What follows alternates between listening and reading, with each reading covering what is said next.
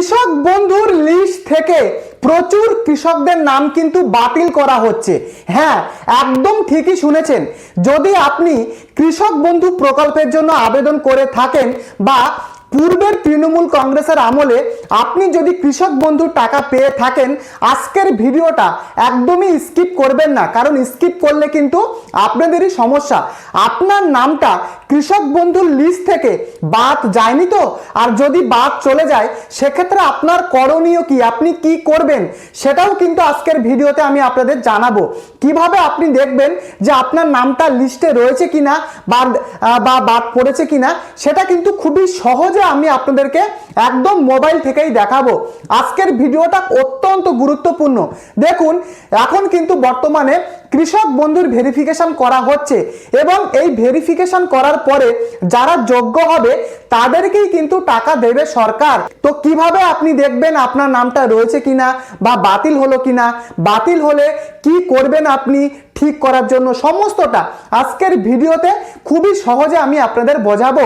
ভিডিওটি শুরু করবার আগে প্রত্যেককে অনুরোধ করব, যদি আপনারা এই চ্যানেলে নতুন হন চ্যানেলটিকে অবশ্যই সাবস্ক্রাইব করে দেবেন এবং প্রত্যেকে ভিডিওটিকে লাইক করে দেবেন। তো চলুন আমি সরাসরি মোবাইল স্ক্রিনে চলে যাচ্ছি। কৃষক বন্ধু প্রকল্প থেকে আপনার নাম বাদ পড়েছে কি পড়েনি সেটা দেখার জন্য আপনি আপনার মোবাইলে গুগল ওপেন করবেন এবং গুগলে আসার পরে সার্চ অপশানে কিন্তু আপনারা ক্লিক করবেন এবং এখানে শুধু লিখবেন কৃষক বন্ধু। দেখতেই পাচ্ছেন দেওয়া রয়েছে কৃষক বন্ধু, যেটা লেখা রয়েছে এমনটা লিখে আপনারা কিন্তু সার্চ করবেন এবং সার্চ করার পরে প্রথমে কিন্তু আপনাদের সামনে একটা ইন্টারফেস খুলে যাবে। দেখতেই পাচ্ছেন লেখা রয়েছে কৃষক বন্ধু .wb.gov.in। এই ওয়েবসাইটে কিন্তু আপনারা ঢুকবেন। তো আমি কৃষক বন্ধুতে ক্লিক করছি এবং ক্লিক করার পরে পুরো সামনে কিন্তু আপনাদের ইন্টারফেস খুলে যাবে। দেখতেই পাচ্ছেন কৃষক বন্ধুর একদম অফিসিয়াল কিন্তু ইন্টারফেস আপনারা দেখতে পাচ্ছেন এবং কিছুটা আপনারা স্ক্রল করে নিচে চলে আসবেন, কিছুটা স্ক্রল করে নিচে চলে আসবেন এবং দেখতে পাচ্ছেন নথিভুক্ত কৃষকের তথ্য, জাস্ট এখানটাতে আপনারা ঢুকবেন। তো আমি এখানে ক্লিক করলাম এবং ক্লিক করার পরে এখানে কিন্তু আপনাদের বর্তমান স্ট্যাটাসটা চেক করতে হবে।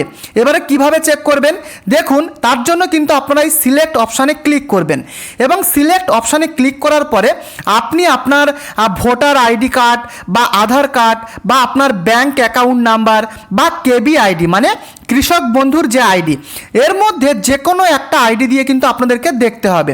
তো আমি এখানে ভোটার কার্ডটাকে আমি সিলেক্ট করলাম, ভোটার কার্ড আমি সিলেক্ট করলাম। এবারে আপনার সেই ভোটার কার্ডের নাম্বারটা এখানে কিন্তু আপনি বসাবেন, ভোটার কার্ডের নাম্বারটা আপনি বসাবেন এবং দেখতে পাচ্ছেন I am not a robot, I am not a robot, এই টিক বক্সে আপনারা টিক দিয়ে জাস্ট এখানে সার্চ অপশানে কিন্তু আপনারা সার্চ করবেন। তো দেখুন, সার্চ করার পরে আমি যে উপভোক্তার যে স্ট্যাটাসটা আমি দেখছি এখানে কিন্তু দেখতে পাচ্ছেন তার কেবি আইডি নম্বরটা এখানে দেওয়া রয়েছে। আমি কিন্তু এগুলো ব্লার করে রেখেছি সিকিউরিটি পারপোজের জন্য এবং সেই ফার্মারের আধার কার্ড নাম্বারটা এখানে দেখাবে এবং ফার্মার নাম অর্থাৎ কৃষকের নাম কি রয়েছে সেটা এখানে দেখাবে, তার ডিস্ট্রিক্ট নেম, ব্লক নেম এবং গ্রাম পঞ্চায়েতের নাম কিন্তু দেখাবে। এবারে একটা জিনিস লক্ষ্য করলে আপনারা দেখতে পারবেন যে এখানে কিন্তু তার বর্তমানের পরিস্থিতি কি, মানে বর্তমানের স্ট্যাটাস সেটা অ্যাপ্রুভড না পেন্ডিং না রিজেক্ট হলো সেটা কিন্তু শো করছে না। এটা কিন্তু আগে দেখাতো কিন্তু বর্তমানে সেটা কিন্তু দেখাচ্ছে না।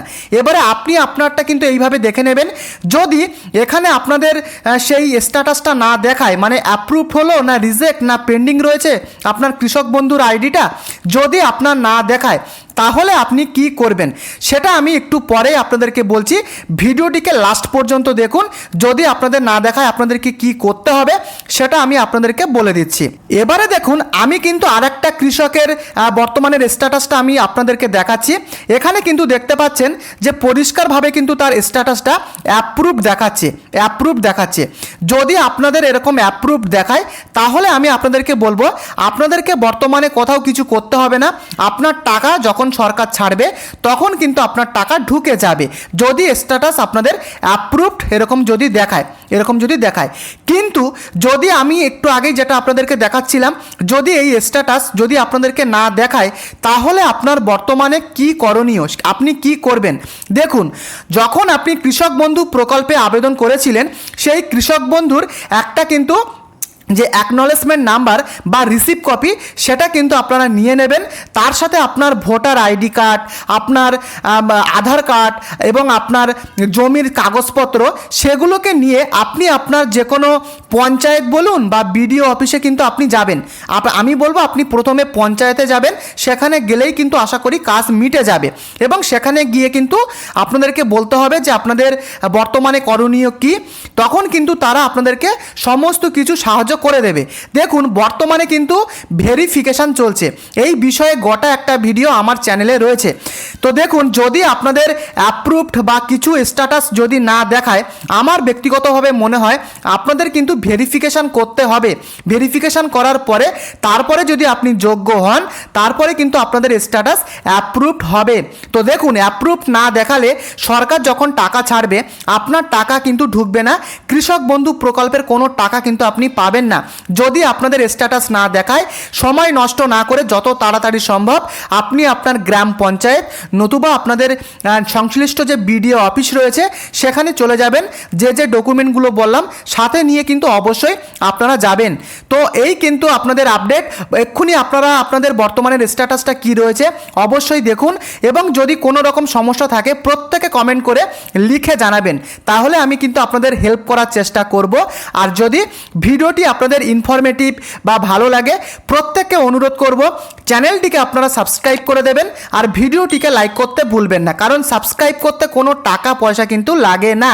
পরবর্তী ভিডিওতে দেখা হচ্ছে, ধন্যবাদ।